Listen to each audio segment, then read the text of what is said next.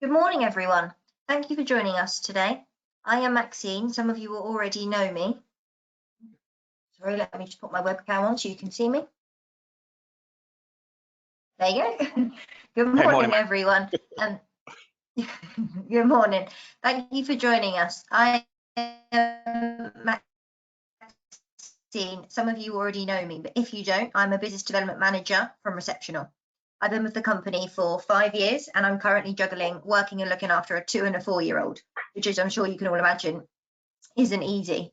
We had originally planned this as a face-to-face event. However, due to the new way of living currently for all of us at the moment, it unfortunately wasn't possible, which is why we now have a webinar. This meant we were able to open this up to a wider audience, every cloud, I suppose. It's great so many of you could make it. We know it's a really rubbish time at the moment, but our aim is to entertain and educate you for the next hour, hopefully. We are happy to share the slides afterwards, and we are recording it, so it will be published on our blog after the webinar. We do really want to hear from you though, so please ask questions throughout. There is a questions tab on the right-hand side of the screen, and we promise to answer all of your questions. If we can't get to them today, we'll follow up with a written reply after the webinar. I thought you may like to know we have a series of webinars coming up. There's another one tomorrow, the 10 tactics you need to consider in a downturn, and that's at 1 o'clock. If you'd like to see the full list, they are on their website, and what we can do is we can send them to you after the webinar. So moving on, what's coming up today? We will be discussing how you can build your brand and generate leads on a budget with YouTube. I'm now going to introduce you to our speakers. We have Justin DeVille, who is the Managing Director at Receptional. He's going to be talking you through all things YouTube and why you should be testing it if you haven't already. We also have Marlon Griffin, who is Creative Director at Fall Off the Wall. They are a fantastic creative video agency, and he's going to be speaking about creative storytelling and brand best practice. I'm now going to hand over to Justin to talk to you about YouTube. Thank you very much, very much, Max.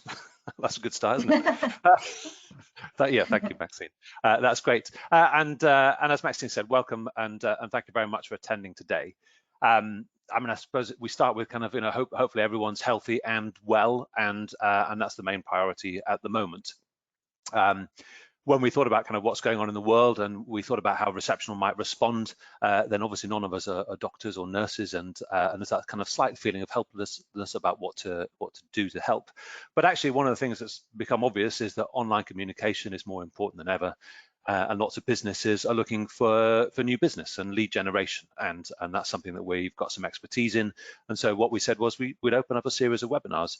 As Maxine said, the pajama webinars for people at home in their pajamas not compulsory, are happening over the next few weeks, and hopefully if we can shed some light on what's happening in the world and the way the world is changing, then we can share some benefit with I see from the list of people who've logged in, then some well-known names, so some existing clients as well as the wider marketing population. So welcome today. Let me start just by introducing myself. I'm going to tell you 3 things about me. So first of all, as you can see, I'm of a certain age and I'm from Manchester, so Eric Cantona is a hero. You'll notice that the accent isn't there so much nowadays, darling, but then I have lived down south for quite a long while. The second thing about me is that I am, or I was an actor for a number of years. So I worked in theatre and film and television, and you can see me there in a production of Dad's Army, which was a theatre show that went around the country. We did that show, I don't know, about 250 times. And by the end of the run, I was starting to think that maybe I'd like to say some different lines in my life.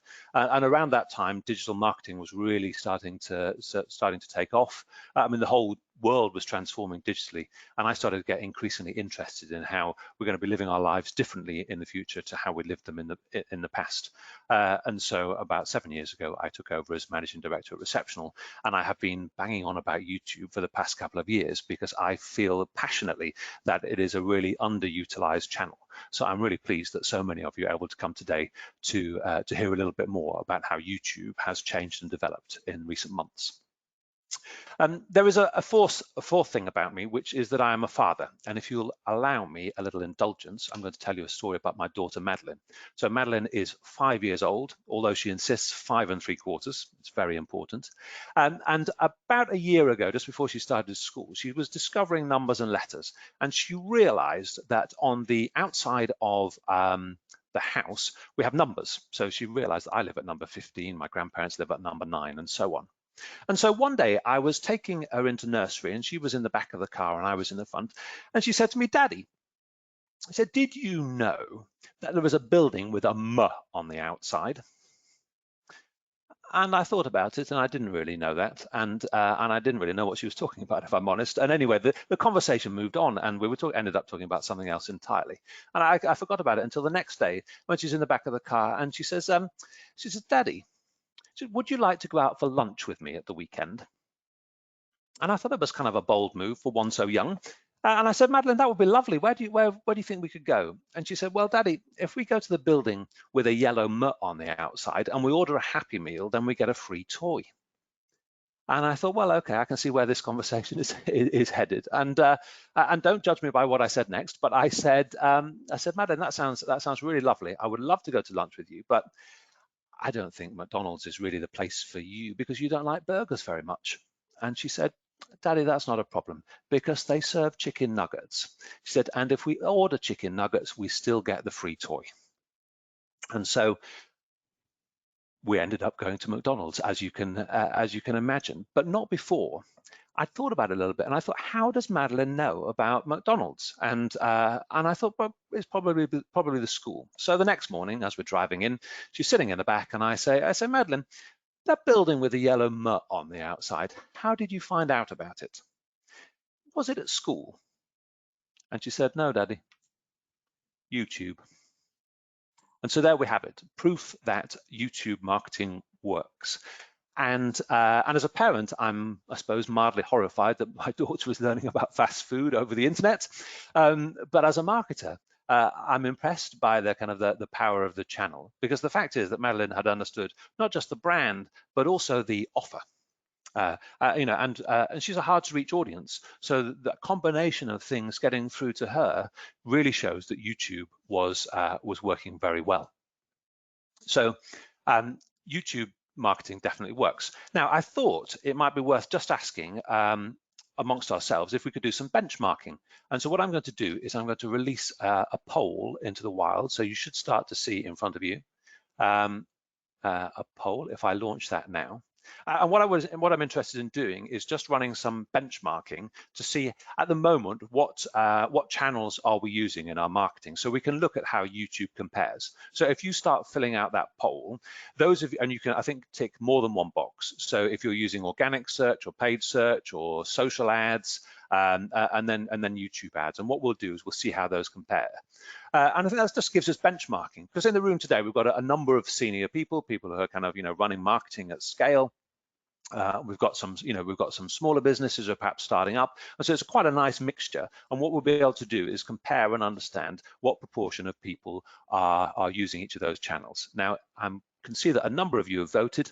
I'm just going to give you a couple of seconds more to finish doing that, because I can still see numbers coming in, and there's a number of different boxes to check. Cool. So 5, 4, 3, 2, 1, and I will share the results with you. And hopefully you can see on your screen in front of you the results of that poll. And what it says is that, and I think this is kind of standard when we run this poll, is that the majority of people are running organic search, so they're thinking about the SEO on their website and attracting traffic from Google without paying for advertising. Perhaps a smaller proportion are running ads on Google, and again, a majority, I think just over 2/3 in this case, are running social ads either on Facebook or LinkedIn.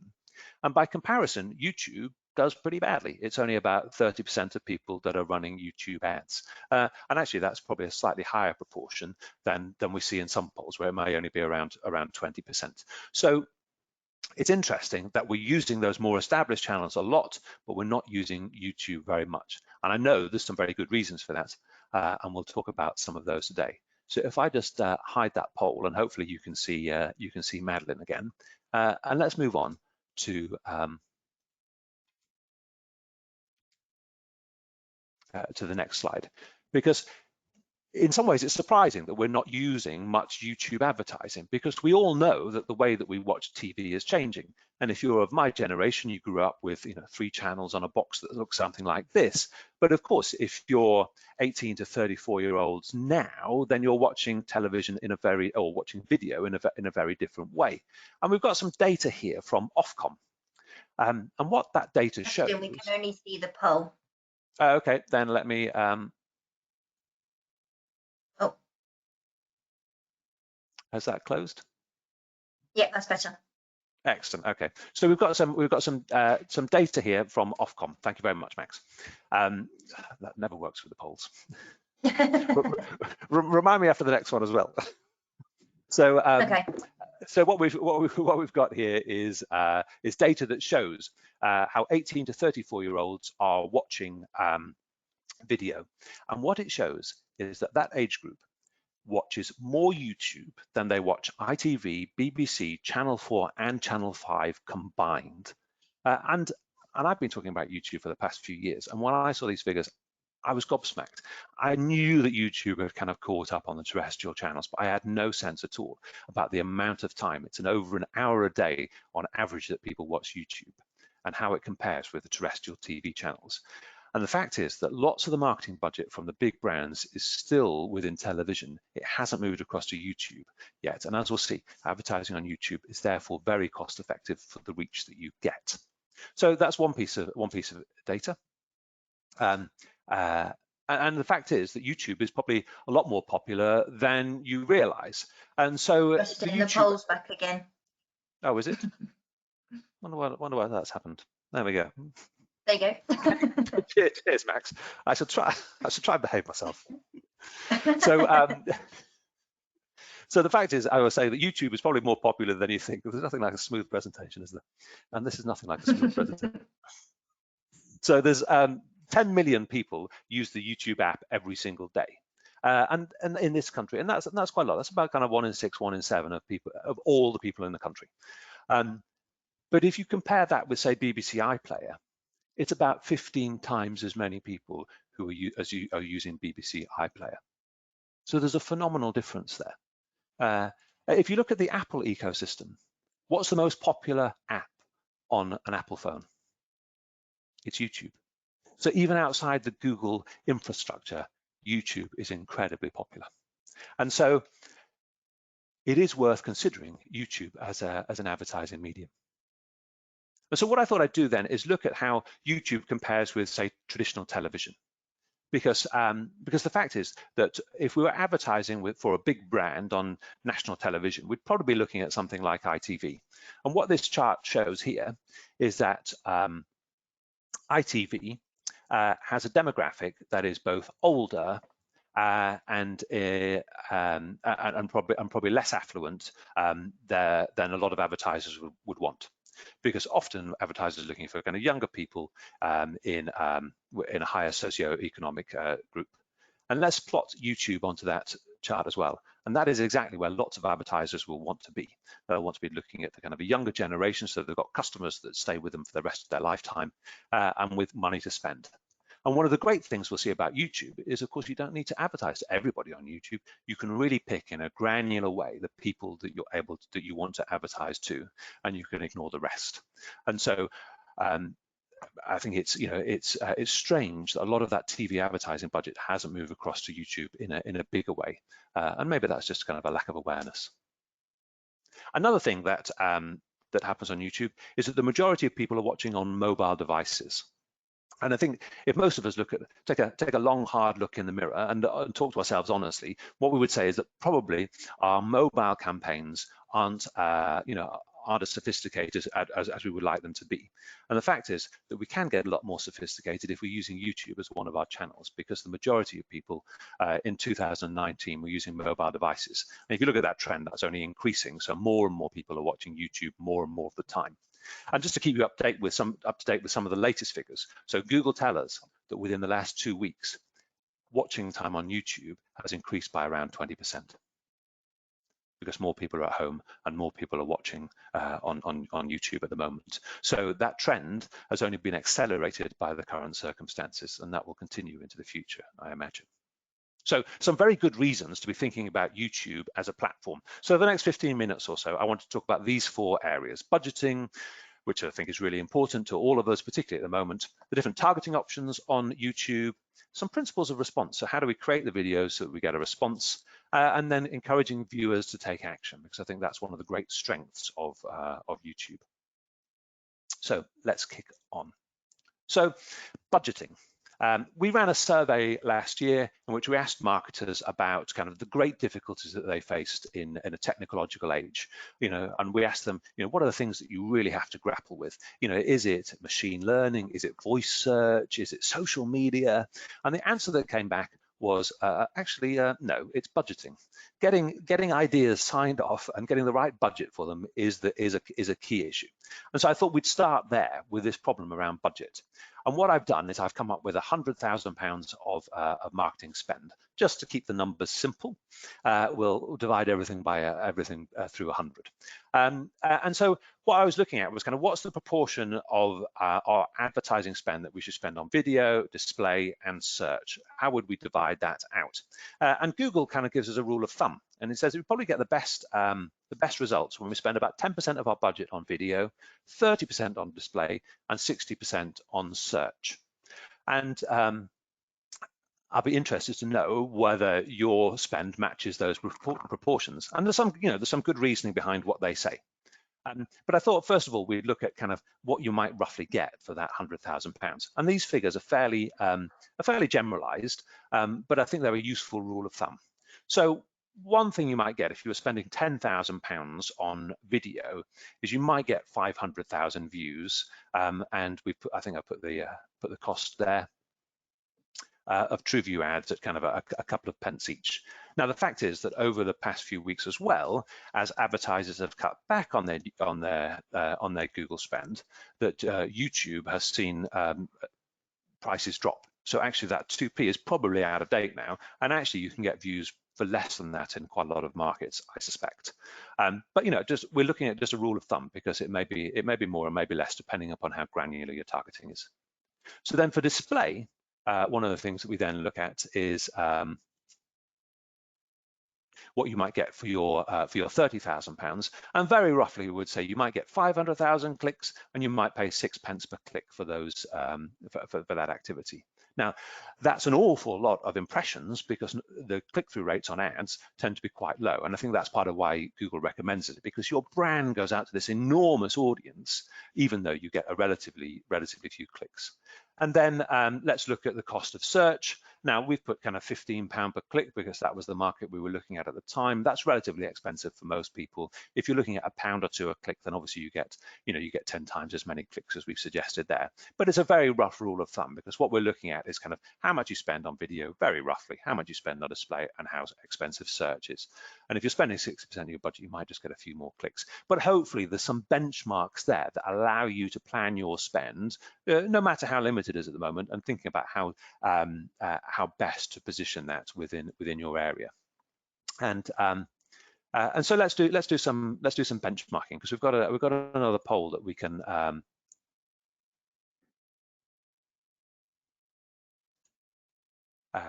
launch now, if that's all right. So, and the question is, what proportion of your online budget do you invest in YouTube?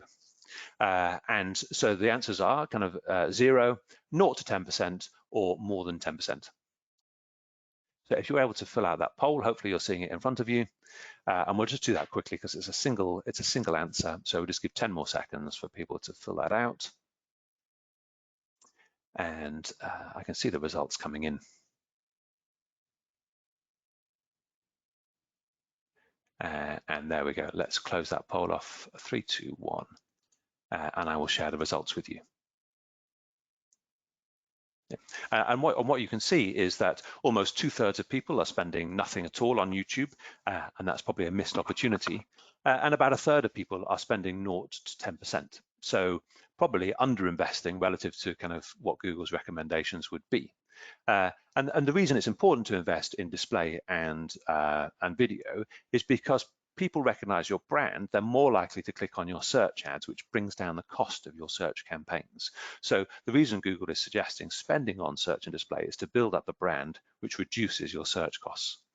And that's what we've seen in a lot of our campaigns too. And about 5% of you are spending more than 10% of your budget on YouTube.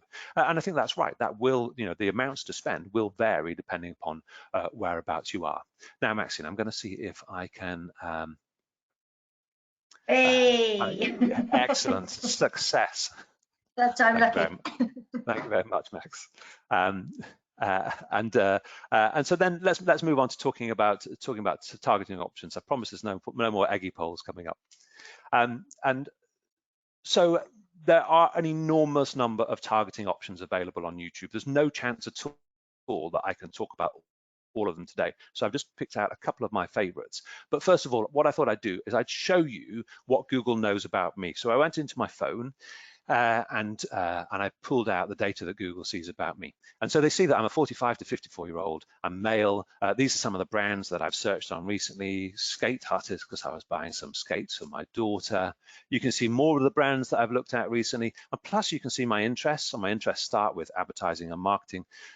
No great surprise there. And then they move through into kind of Bollywood and South Asian film, which is true, and then there's all sorts of other things. And we get through to C, right? And there's a whole load more different interests that I've had at various points in my life that Google has collated and knows about me.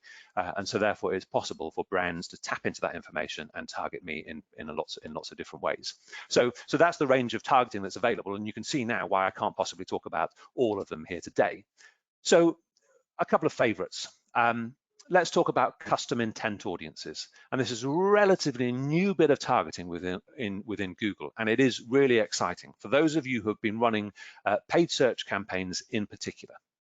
Because what it allows you to do is to advertise to someone who has searched on Google for a particular keyword, but to advertise to them on YouTube. So if someone has searched for divorce lawyer, and I know that I think Linda from who's probably our most long-standing client as an interest in this area, marketing for a law firm, you could then target kind of divorce lawyer, someone who's searched for divorce lawyer on Google. You could advertise to that person on YouTube and talk a little bit about your brand and why people might be interested in coming to your website. And you can do that for any given keyword. You could even take your competitors' brands. So you could have a list of your competitors, people who search for those terms. You could advertise your brand to those people. And the ability to do that is called custom intent. And Google tells us that the people who use custom intent audiences tend to get about a 30% better conversion rate than lots of the other audiences. So that's a really fantastic thing to test if you're already running YouTube campaigns and haven't tried it yet. So move on. So some more Ofcom data, because YouTube is a place where we like to learn new things. And what this data shows is that Ofcom interviewed the population, a sample of the population, and they said, where do you go when you want to learn about new things? And the fact is that more people trust YouTube to go and learn things than trust Google, certainly, but also the BBC, TED Talks, Wikipedia. YouTube is the most trusted platform for learning about new things, which again, I was slightly surprised by, but it just makes sense that video format is great for learning new stuff. And so one of the things that you can do is you can look at what are the content that people are searching for in your market when they are unsure. And if you can put that content in front of people in a video format, it will raise your brand profile, and it will allow people to trust you because you're explaining things that they don't understand. And so we looked at the market for the Grand National. And one of the things that we were looking at was kind of, how do people kind of go about betting in that market? There's an event coming up that we've all heard of, but actually there's a large number of keywords where people are unsure about how to kind of interact in that market, particularly online. And so we picked out about 20 different questions, and you can see, I think, some of the examples there. And those 20 questions that people are asking, how many searches do you think there are each year for those? It's quite a large number, actually. So the top 20 questions in that market represented about 1/3 of a million searches a year. And I don't think that's unusual. Lots of people go to YouTube to ask questions and try and get answers. You can answer their questions with your content, which probably won't be about the Grand National, but be relevant to you, then it is possible to capture an audience. And that video is not just great for being on YouTube, but it's actually fantastic for your SEO as well. If you can then produce the transcripts of that video, you've got loads of relevant content on your site that will attract people to your website and not necessarily to YouTube. So I would certainly recommend, and one of the things that we do at Reception a lot is put together content plans based upon the keywords in your market. And if that's something of interest, we can certainly help out with that. So creating the right kind of content is one thing that we should be doing. A next targeting option is custom audiences. And this is relatively new. So, I mean, this is only a few weeks old. And what you can do in this market now is you can layer on different types of targeting. So you might take someone who has searched for a competitor. They've also liked tea and coffee because that's what you're interested in for your brand. They're a homeowner because you're after someone who is more affluent. And they're female because that's where your brand appeals. Oh, and you'd also like them to be living around Milton Keynes because that's your target market. And it's possible to layer all of those types of targeting on so that you can run a campaign to people with just those specific characteristics. And you can carry on doing that almost ad infinitum so that you can get that to a really, really targeted audience.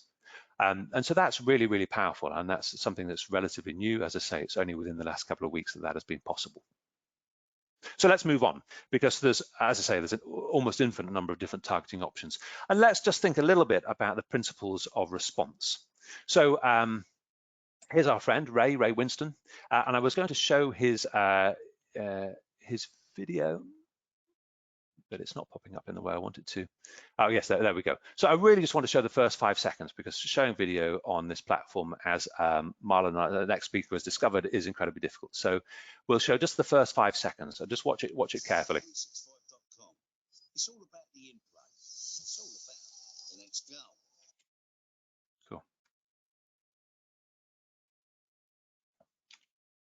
So the first 5 seconds there, the reason I'm showing you that, because I just want you to think about what happens in the first 5 seconds of an ad. I don't know how good the volume was, but you'll get a sense of kind of what the ad was about. It's really Ray Winston introducing the brand. And the reason that's important is because back in the olden days, when you were creating a television ad, you had all the time in the world. You had about 30 seconds to introduce a story, to tell the story, and you often have a big reveal right at the end. And that might be the brand reveal, or it might be the punchline of the joke, whatever it was. Online, that doesn't work. If you're running YouTube ads, you've got 5 seconds before someone can skip. And in that 5 seconds, you've really got to make an impact. You've got to come across well, you've got to position your brand, and you've got to make people want to watch. So one of our magic ingredients for creating an ad that's really going to work is about transforming the narrative arc. So that first 5 seconds is absolutely crucial. And I'm not going to talk about that for too much longer, because that's something that Marlon will be talking on about approaches to creating content. What I would say, though, is you need to be thinking mobile first. And if you think about that Ray Winston ad, that ad would work just as well on mobile as it would on desktop, because it's basically Ray Winston's face, and it's a face that we're familiar with and makes you want to watch. So that's going to work just as well on mobile as it does on desktop. The third thing to think about is customizing your content. And what I mean there is, in YouTube, you can create a series of very granular audiences.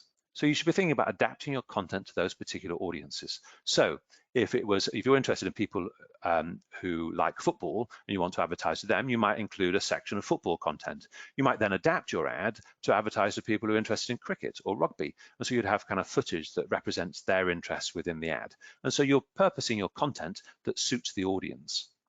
And the final thing is to tell stories. So there's data from Google where they have looked at brands that tell stories. Brands that tell stories get a 74% improvement on brand recognition and a willingness to buy, because stories are innate to us as human beings. We start telling and listening to stories almost from the moment we're born. They're everywhere. There's theatre, there's cinema, there's books, all of them telling stories. And we need to tell stories in our videos as well. And as it happens, there is a new beta feature, which has only just become available, that helps us to tell stories on YouTube that gets us that better brand recognition. So some context. Receptional is a Google Premier partner, so we often get access to betas in YouTube before the rest of the market. And so this beta is called Start Condition. And all that means is that you can set up a series of videos to play to people so that when they watch the first video, they see the second one in the series, and once they watch the second one, they see the third one, and so on, so that you're telling a really nice story. And I suppose there's three different approaches that you might take to that. So one is the mini series, which is where you're just telling a story. So if you're a nursery client, so of ours tells the ABC of a nursery, so you're just telling that sequence of stories, and that kind of fits really well with the brand. A second option is tease, amplify, echo. So you might run a 30-second ad at the beginning, which is a bit of a tease. The second time, once someone sees your video, you might amplify that message. So you might have a 60-second video that tells much more or gives much more detail about your brand and the benefits of working with you. And then the third video in the sequence might just echo the key points from the first two videos. So you're really telling a story and you're allowing the brand messages to grow and develop. And the third approach might be the direct shot, which is very much the Ray Winston approach that we saw there. Lots of you will be familiar with Ray Winston from those ads because they just keep hitting you over the head with very similar messages time after time after time after time until you give in and you search for that brand. So there's three different approaches there, and I'm sure Marlon will kind of give some examples of of different approaches that he's taken in the ads that he's created. So I will move on. And one other beta, which I think is certainly worth mentioning. And again, this is new, this is within the last few weeks. So Google, with all its access to machine learning, has created a bit of software that will create videos for you out of still photographs and bits of text. So if you collected together your key messages and some stills of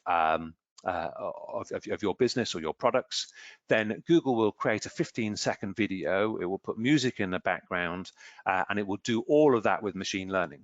And from a layman's point of view, I would say there's not a huge amount of difference between that video and something that you would create yourself using actual proper footage.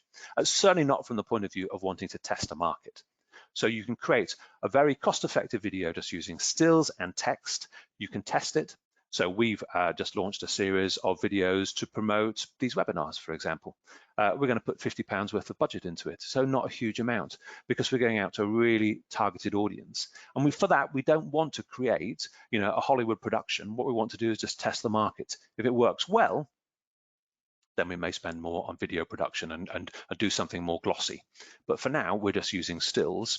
This example that you see here, though, is from a client of ours that sells bedding, and I've put the link there, which we can share afterwards, which just shows you an example of these videos and how good they can look. And it's really, really simple. And it's just about 15 seconds to get your brand out there. So that's another beta that we got access to at the moment. So if you haven't got video footage and you're not in a position yet to spend, then what we can start doing is creating some of that video content, testing the market. And so when budgets come back and people are buying more in the future, then we're really in prime position to create some fantastic content and get your messages out to a wider audience. So final and fourth point from me is, how do we engage viewers to take action? And for many of you, this is going to be crucial because we're interested in building a brand, yes, but we're also interested in leads and sales direct through our website. And one of the things about YouTube is that it's incredibly powerful. And so we would always recommend TrueView for Action, because that allows us to get people to take action off the back of our campaigns. And TrueView for Action comes really in two sizes. So there's the 30-second ad, which you'll have seen, which is skippable. So after 5 seconds, the viewer can ignore it, in which case the advertiser doesn't pay. Or there's a 6-second bumper version, which we generally use once someone has watched one of our ads for 30 seconds. We know they're interested in the brand. We then use the 6-second bumpers to reinforce our messages and to keep the brand in front of them while they're making that purchase decision still. So TrueView for Action is certainly the format that we would recommend. And because it allows us to put up a video, this is just monday.com.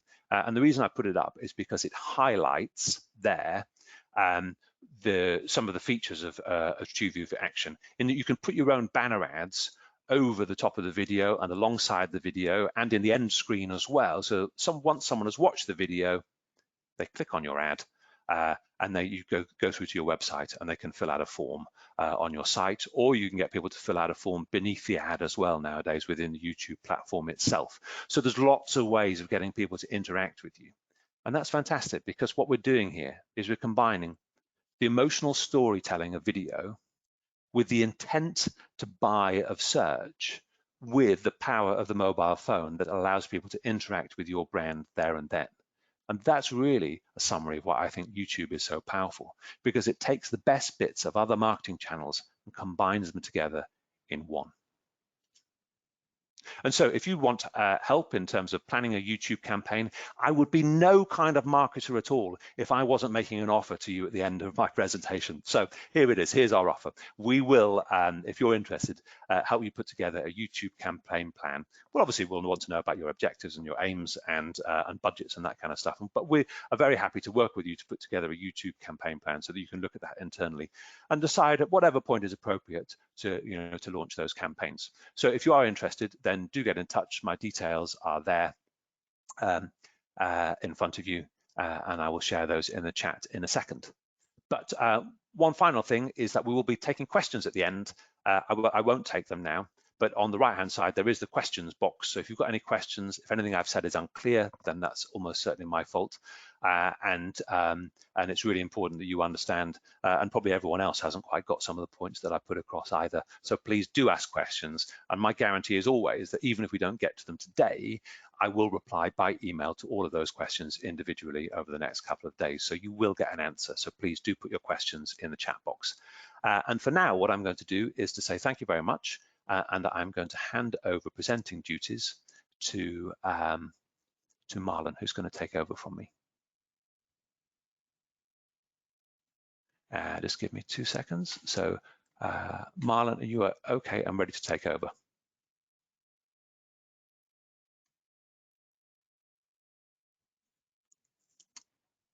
Excellent, and I should put my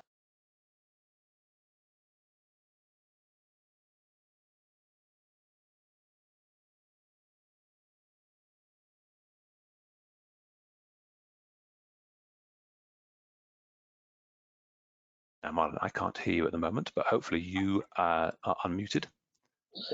Yeah, we had a little bit of a sticky mute button. We've managed to get it off, so I hope everyone can now hear me. Well, first of all, thanks for that, Justin. Very informative talk there with some great insights on building your brand and leads on YouTube. Okay, so first of all, I'd just like to say hello. Thanks for everyone for taking the time out today to join this webinar. I hope everyone is fit, well and healthy. My name is Marlon Griffin and I'm the Creative Director at Fall Off the Wall. Now, to give a little bit of background, Fall Off the Wall is a creative agency powered by its in-house production. For over 12 years, we've built a reputation in the industry as direct response experts. We create advertising communications that are designed to be hardworking and trade focused, but they must always have charm and engage with the audience. Essentially, the success of our work is judged by its immediate increase in real sales, meeting the marketeer's KPIs. Direct response advertising is typically used to communicate new news of a great offer or a great price, or that there is a sale now on. The key thing is that these adverts make the audience aware of an immediate deal and informs them that they need to act now, giving them a call to action, which could be driving them to call a phone number or visit a website. Now today, I'll be talking about crafting the cut through in your video communications. But firstly, with the, of course, with the current coronavirus situation, I think we can all agree that, everything has changed, at least for the short-term future. As more of us are self-isolating, our home screen time has rocketed as we work, keep up with the news, the family, socialize and seek entertainment from within our homes. For the few, business is booming, should you be in loo roll, pasta, paracetamol or hand sanitizers. But for the many, it's not the case. Although viewing online habits have increased at a dramatic rate, there is a drop-off in advertising as many businesses choose to ride out the storm. What we anticipate, though, is that there will be a boom in advertising later in the year when consumer spending returns. So whether you are advertising now or planning to in the coming months, I hope this webinar can provide some helpful insight and tips. Today, I'm going to talk a little about the science behind engaging with an audience in your videos, as well as share some of Fall Off the Wall's best practices when it comes to crafting videos to make them cut through the noise. But to start with, I thought with its current change to the landscape and media budgets being cut across the board, I'd also include some thoughts at the start of this talk around maximising your creative video budgets. Right now, for those of you who are advertising, of course, you've got to make sure that your spend reflects the world as it stands today, not yesterday.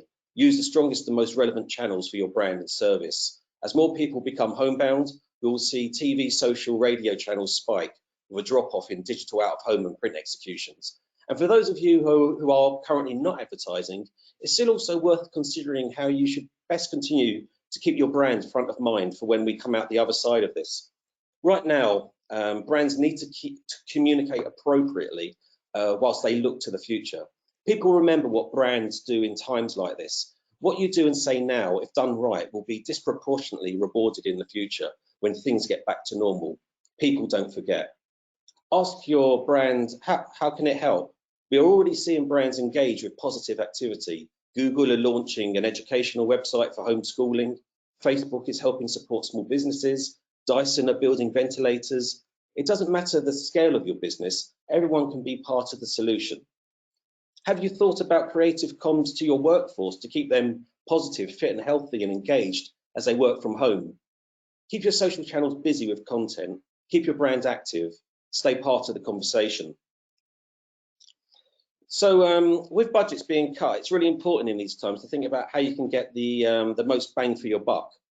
We recommend developing creative communications that are flexible enough to work across all platforms, meaning one creative big idea can easily be adapted for different channels rather than needing a new creative approach each time you wish to advertise. These executions should be easily updatable to maximize your budget, meaning one creative execution can be repurposed and have the messaging switched out throughout the year at a minimal cost. This will avoid creative fatigue, yet continue to deliver on your business objectives. A cost-saving technique we use at Fall Off the Wall we call the modular approach. This is a simplistic diagram showing how we build our adverts to enable clients to make their budgets stretch that little bit further. The top diagram shows a construct of a typical 30-second master direct response video and how we build the advert with seamless sections. We first land the offer, followed by 3 messages clearly explaining what's so great about your product. We then summarize these points and remind the viewer again about how great the offer is. Finally, we direct them with a call to action as to where they need to go to now get it. To the viewer, this all flows as one seamless 30-second narrative.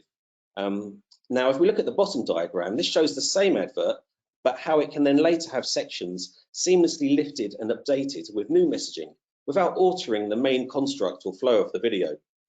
This is a very cost-effective way of having one master advert, which then can be used throughout the year. By changing certain bespoke areas, such as the messaging, we're able to retarget, repurpose, and redeliver the same piece of content.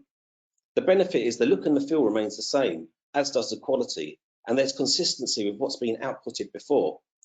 As we've not had to start from scratch, by simply changing the messaging and updating the voiceover, we've created a new campaign output in a short time frame at a low cost, generating some serious bang for your buck.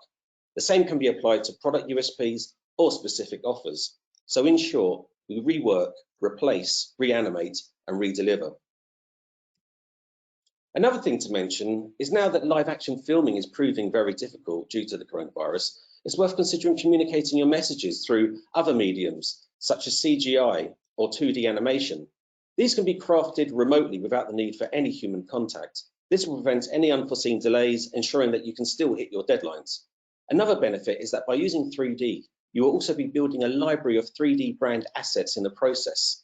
These assets can be maximized by repurposing them for other channels or new communications in the future.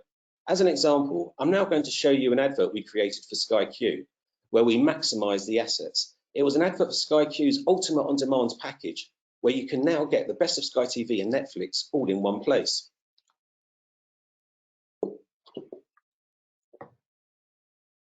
Get the best TV all in one place with Sky Q. Join Sky TV and get 90 channels including Sky Atlantic, plus Ultimate On Demand. So you can enjoy Netflix with massive originals like Stranger Things, together with awesome Sky box sets like Game of Thrones. Get Sky TV, Netflix and Sky box sets, all for just €40 a month for 12 months. Search Sky TV.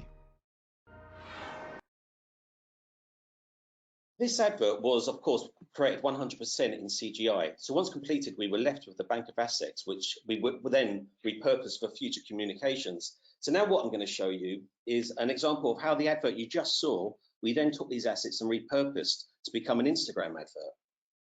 TV.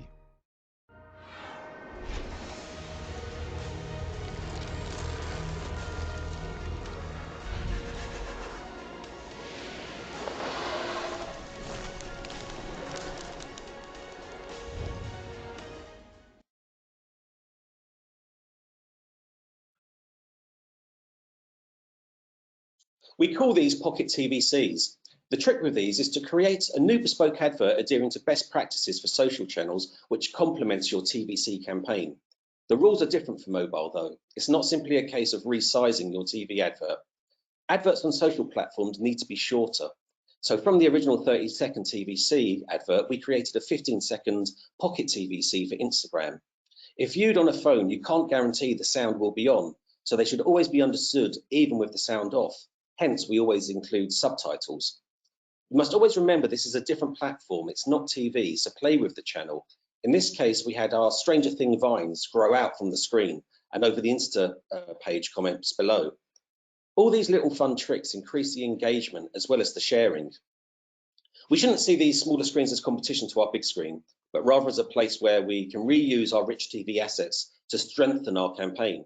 A study for Facebook looking into whether social advertising or TV advertising was most effective these days, with the suspicion being that social would win, actually found that a Facebook campaign run in conjunction with the TVC drove an incredible 29% incremental lift in brand recall. So it's not either or, but it's together that causes the spike. Another thing to mention was that because this advert was 100% created in CG, once completed, we were able to again revisit this bank of assets as and when needed for the future. So for example, the Sky Q box featured was easy for us to re-render, re-output from different angles in different environments for product beauty shots for use in static executions. Also, the end lookup scene, where we saw the TV in the home environment with the price point, we've recently repurposed to use at the end of a new Sky Broadband advert. We simply needed to tweak, update the TV screen, content, messaging, and price point. But the heavy lifting had already been done in the original advert. So again, it reduced the cost and time involved as we didn't need to start from scratch. So get the most of your video. See it not as one piece of work, but rather as a bank of assets which can be repurposed and reused again and again. So I hope that first section has given you a little food for thought on some cost-saving tricks and can help your budget stretch that bit further. But at the end of the day, it still is and always will be about the big idea that captures the audience. In direct response advertising, it's important we always communicate the offer to drive an action in the short term if we want to see immediate results. But it's equally important to build the brand for long-term customer loyalty. To do this, we must emotionally engage with the audience, not just hit them with facts and figures. The creative always needs to inform, but it must also entertain its audience if you want them to take notice. So how do we get this balance? Well, like with all things, it's about getting the recipe just right. It's well documented that videos that emotionally connect with audiences on a human level are far more likely to engage and drive a response than those that don't. If your content engages, it will result in more actions and increased reach. Getting this perfect balance, we call the sweet spot. When your content is contained within a compelling story that relates to its audience, it's much more likely to be watched to the end, remembered, and shared. If you emotionally engage with your audience, you will also get a greater response to your call to action, essentially building your brand and selling your product. So why is emotional engagement so important when making a rational decision? Well, in the words of Jennifer Aniston from the L'Oreal adverts, here comes the science. Now, here's an example of your average human. In this case, my mate Matt. He's your everyday consumer. Now, he's not waiting for your advert. He's time poor like the rest of us. And he's bombarded each day with shed loads of impressions and adverts. So how do you make your message cut through all that noise? Well, let's take a peek at his brain and see what's going on inside. Now, the brain is described as being split into 3 key areas. For the sake of simplicity, we've done just that. Firstly, the red area, which is called the reptilian brain. This is our basic caveman instinctual brain, and it's responsible for safety, sustenance, sex and procreation. Next to this, we have the green area, which is called the neocortex. This is our smart brain, and it's responsible for intellectual tasks such as thought, word, and creation. And finally, we have the yellow area. This is known as the limbic brain. This is part of our brain which is responsible for love, emotion, and decision-making. And it's the decision-making aspect which is key. You see, you can present the reason to the neocortex. Yes, it's a great deal. The price is good value, but you must also convince the limbic brain if you want the person to act. If we take a look at the emotional language we use every day, we can see it's the limbic at work. My heart's just not in it. Something doesn't feel right. I've got a good gut feeling about this. I love my iPhone. So for advertising to reach its full effectiveness, we need to get all of the brain on board. Essentially, too much hard sell, the viewer tunes out and doesn't absorb the message takeout, weakening its effectiveness. But on the flip side, too much narrative and charm, the viewer does engage, but gets too emotionally wrapped up in the story and doesn't get the message takeout either, so again, weakening its effectiveness. So to maximize your advertising and get the best response, you need to light up the whole brain. Your communications need enough charm to emotionally engage, yet also clearly communicate the proposition and showcase the awesomeness of your product or offer. Essentially, if you can light up the whole brain, then it's disco time. So to summarize, clearly communicate your message so the consumer understands that your product or offer is fit for purpose, but communicate it in an emotive and engaging way. It's not about one or the other. There is no trade-off.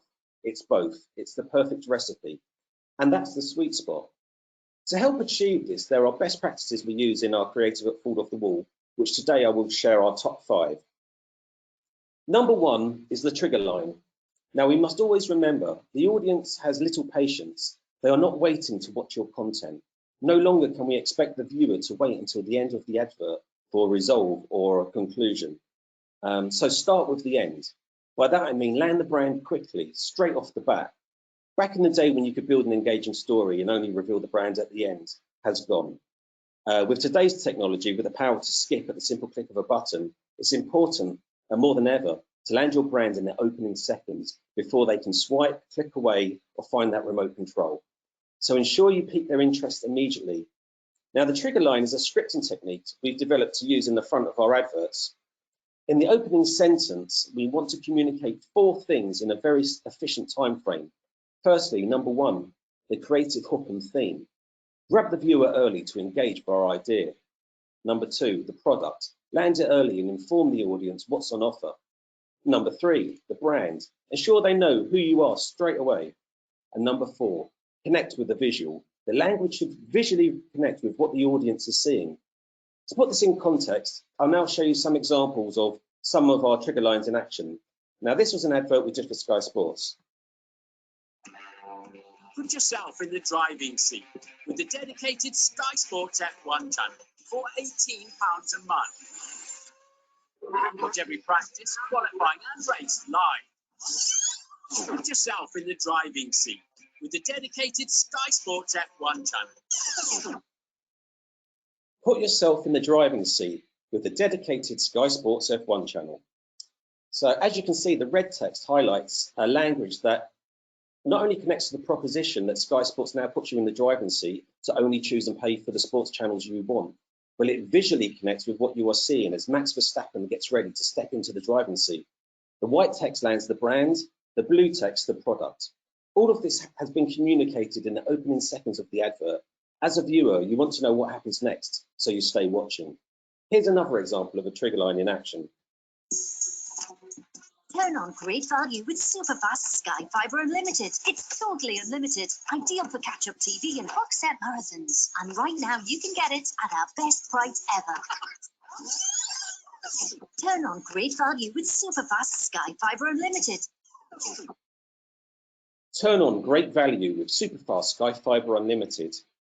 As you can see again, the red text highlights a language that only connects to the proposition that you can now turn on great value by switching to Sky.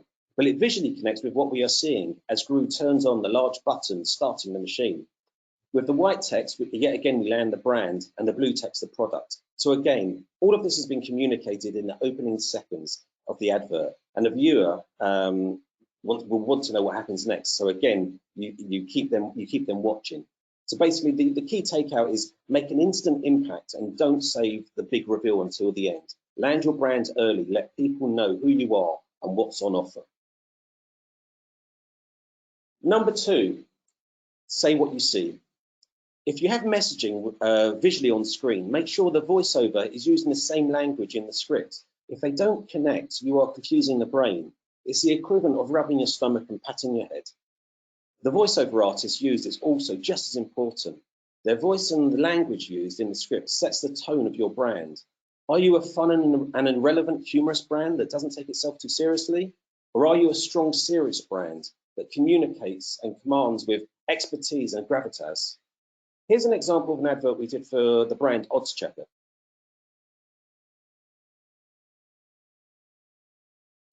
Something big is going on at the oddschecker testing lab. Meet Craig. He's offered to test our spanking new oddschecker app. Ready, Craig? Whoa!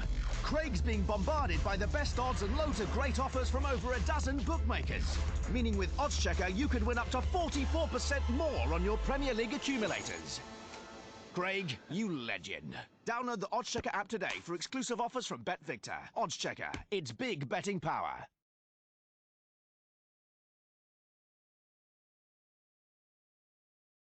So in this case, we used a tongue-in-cheek voiceover to echo the brand's playful image. The script works hard to set out an engaging, fun story, but clearly lands the new product, what it does, and its benefits. The script is deliberately crafted to tie in at key moments with the visuals on screen to make sure the message takeout is strong. For example, at the moment the voiceover says best odds, you see best odds. Full center screen, big in your face. Again, when we hear the script land 44% more, we make sure the viewer reads 44% more. We deliberately use a strong depth of field at this moment to give the viewer no choice but to read and hear the message at that precise moment. In most cases, we turn this up even a further notch by having a sheen of light sweep over the text in time with the voiceover. All of this, it's not rocket science at the end of the day, but it is very effective in making sure your messages cut through. The key takeout, make sure your voiceover and on-screen text align. Use depth of field, composition, and sweeps of light to direct the viewer when they should be paying attention at the right time. Number 3, don't confuse, excite. Now this one should be common sense. Don't simply bombard the viewer with a list of facts and figures. Don't try to cram too much information into one advert. The viewer will disengage. It's key to land the right amount of information in the right channel. A 30-second TV spot should not try to communicate everything you can say about the product or offer. There are other channels for that. The information needs to be balanced with the creative story. There should be a flowing narrative which emotionally entertains the viewer whilst landing the messaging in a justified way. You are better to land 3 messages well rather than 6 badly. Essentially, the brain can only take in so much information at one time. If you can weave your messaging seamlessly into the narrative, it will resonate more. Here's an example of when there's actually too much information crammed in.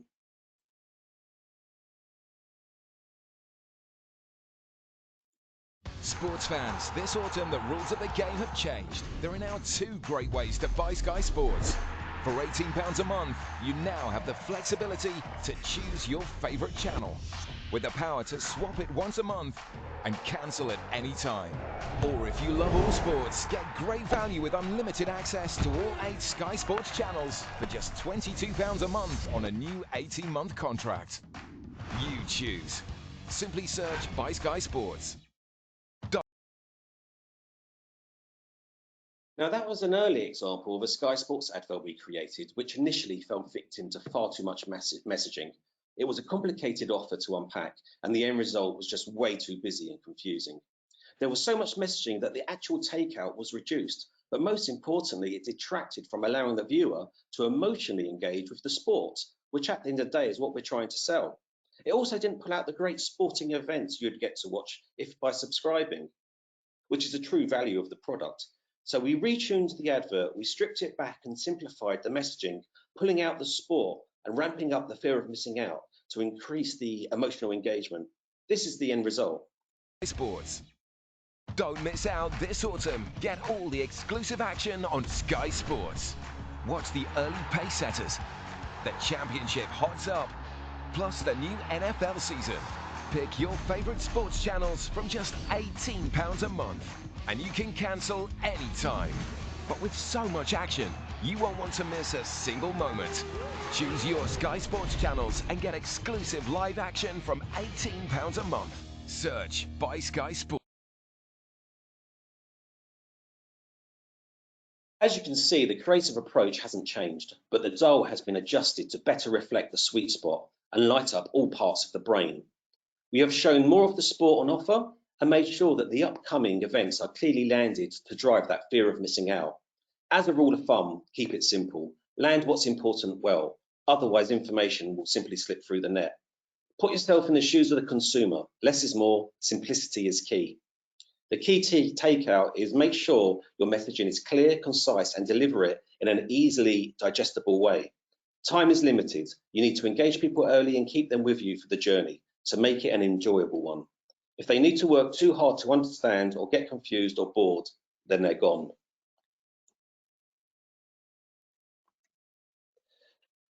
Number 4, the power of sound. In video, let's remember that music, the sound effects, and the spoken word is 50% of the immersive experience. It's just as important as the visuals. It sets the tone and the emotion. If you can influence how an audience feels and what messages they hear at the right time, you can control their emotional engagement and message takeout.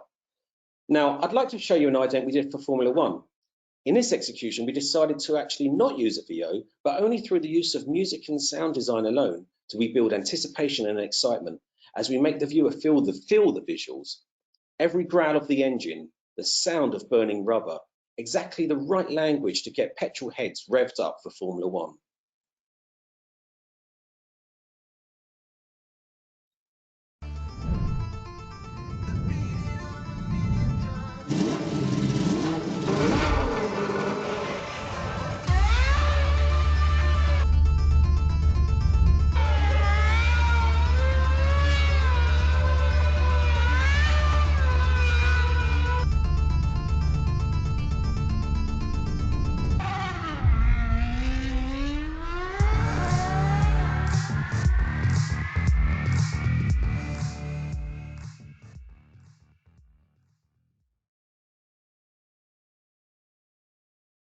So the key takeout is never let the audio be an afterthought. It's 50% of the emotional experience. It sets the tone for your brand, and well-timed SFX can be used to highlight parts of the screen the viewer should be paying attention to at the right time. For example, any messaging you wish to present.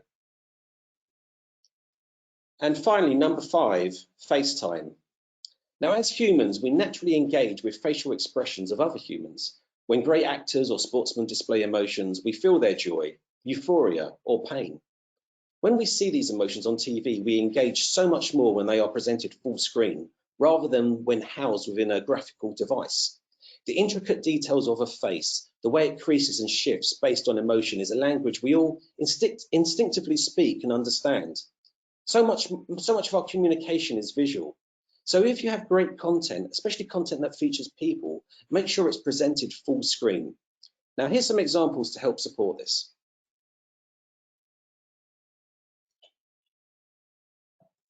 This Christmas, upgrade to Sky Cinema. Half price for 6 months. Enjoy more of the latest must-see movies. Hear the music. With a new premiere every day. I could get used to this. Choose from over 1,000 movies on demand, including some Christmas crackers. Yes! with HD at no extra cost. That's a new premiere every day and over 1,000 movies on demand. And HD at no extra cost. Upgrade to Sky Cinema. Half price for 6 months. Just search Sky Cinema. Sky. Believe in better. Get ready. That was a Christmas cinema campaign for Sky. The creative vehicle was, of course, an advent calendar. Conceptually, it was spot on, counting down the days until Christmas with a new premiere release every day. Although it was a very nice spot and the creative theme was strong, because the movies were presented within the panels of the calendar rather than shown full screen, the viewer doesn't engage as strong as they could with the movies on offer. The knock-on effect is that the fear of missing out becomes reduced.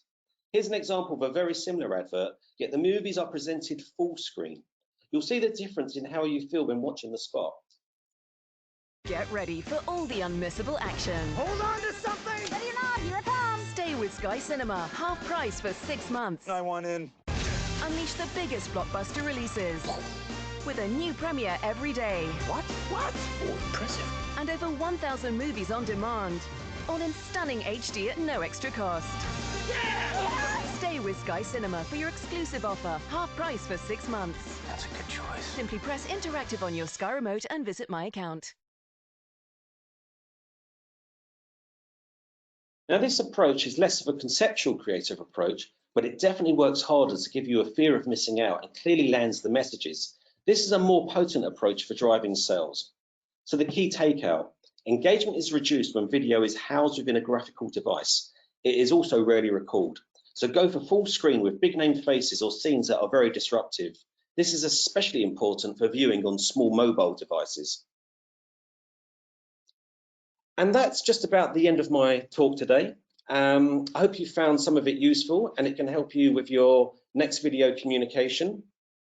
I'd like to leave you today with some top tips for writing a strong speech from Winston Churchill, but I think these equally apply to writing strong creative that cuts through the noise. Begin strongly, have one theme, use simple language, draw pictures in the listener's mind, end with an emotion. Thanks again, and if you have any more questions or would like to discuss anything further, please drop me a line. You can see my email there in the visual, which is marlon@falloffthewall.com. I'll now hand you back over to Maxine. Thank you very much for listening.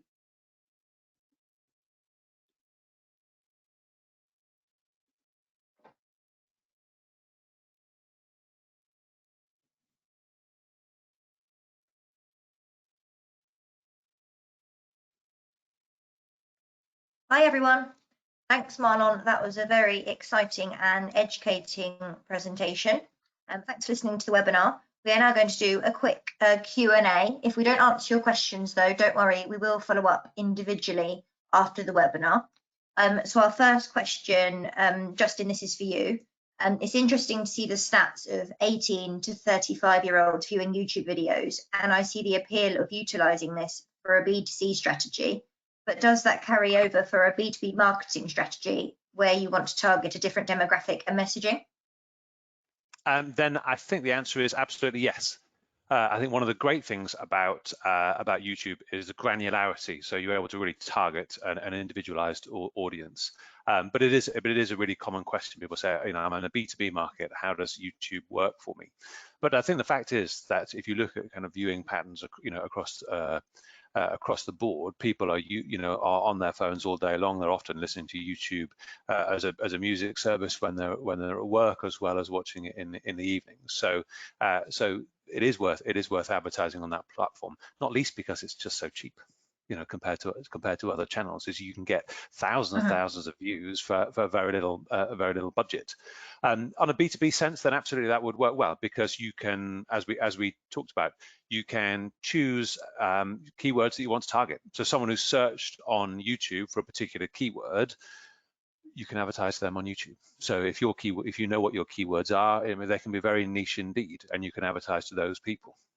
So that will work well. And another thing you can do is you can upload a list of prospects. So if you've got a database already of people that you want to target, you could upload that list and you could advertise just to that list on YouTube too. And obviously Google has to match the email addresses across, but even if you've got a 50% match rate, you've still got half your prospects in a database that you can advertise to, and they will see your YouTube ads. So yeah, there's a number of different approaches that we can take, but I think it works just as well for B2B as it does to B2C. And I think there's a feature that's worth talking about there, which is the form fills. So now you can have form fills within the YouTube platform, which is often what B2B people want. They want kind of leads. And it's really easy to collect leads. In fact, it's almost too easy because people are logged into YouTube. They can actually press the button to fill a form out. It populates all the data and sends it across to you. It's almost too simple, really. So I think it's about thinking about that plan. So you're getting the brand in front of people. You know they're really interested before you ask for the form fill. But anyway, yeah, it definitely works. I'm just gabbling now. Are there any other questions, Max? And Marlon, are you able to come back on webcam as well? We want to see you and say thank you very much. Because I think what the audience perhaps won't appreciate is the amount of time that Marlon had to put in over the last couple of days, because I think the thing about those videos is they're such high quality, and the sound and the quality of the visuals are just fantastic. And but also therefore very difficult to play on GoToWebinar. So I think there was kind of a dance going around in the background, wasn't there, Marlon? But I think they all came across really well. So thank you very much. Well worth all the effort. Oh, that's great to hear. Yeah, we had quite a stressful day yesterday trying to get these to work. But myself and my co-pilot here, Alex, who's been pushing the buttons as I spoke, has also been a complete diamond in helping me today. So thanks you very much for that. Great. But I was reminded by some of the examples of that quote from Drayton Bird. So Drayton Bird was an old-fashioned direct marketer who I used to read a lot when I started out in my career, and he talked about kind of the offer needs to be so simple that an idiot can understand it. And I think with the example you showed, sometimes the offers are just too complicated, aren't they? And you need to really, really simplify it down, and that's what some of the examples did really well there, I thought. Yeah, I mean, the key thing is always just to try and keep it simple and, be very single-minded. I think we're not expecting people to have to try and decode your advert to understand what you're trying to say or communicate. It's our job to make that very accessible. But the key thing, as I've tried to say, is it's got to be in an entertaining way. It's back to the storytelling that you mentioned earlier, Justin. At the end of the day, we want to be told a story where we want to be entertained. We don't want to be just have price points thrown at us. It needs to be wrapped up in something that actually piques our interest if we really want people to resonate with people and want them to actually, seek out your brand or offer after they've seen the communication. Absolutely, and the example certainly did that. So Max, have we got any more questions? Yep, there's another one for you, Marlon. What are the timeframes for starting a video campaign from the creative to the delivery? I think it always, of course, depends on what it is we're doing. How big is the campaign? How big is the creative? What is the production that's going to be needed to pull it all together? As a rule of thumb, we usually operate between 5 to 10 weeks. That's usually split between 50% of that time from the initial developing the creative idea and working with the client to ensure they're happy with everything before we move into production. And then the latter half of that 50% will be used for the actual production. So as I say, it really, the dial depends how big the job is, how many deliverables we're needing to output at the end of it, and yeah, literally what is it we're trying to visually create, because some things are quite quick, some things are very long. So and I say 5 to 10 weeks. We've had jobs that have been turned around in a much shorter time frame than that. So again, it always depends on what the client needs, what's their headache, how long have they got before they need it, and fall off the wall. We pride ourselves on always being as agile as possible to deliver on time. So yeah, we're a flexible agency, but as a rule of thumb, I always prefer when we get around 10 weeks because it gives us a little bit of a chance to focus a bit more on the crafting. Excellent, thank you, Marlon. That's great, thank you, Marlon. And then there's just, I think we've got time for one more question. I'm sure this question's on everybody's lips.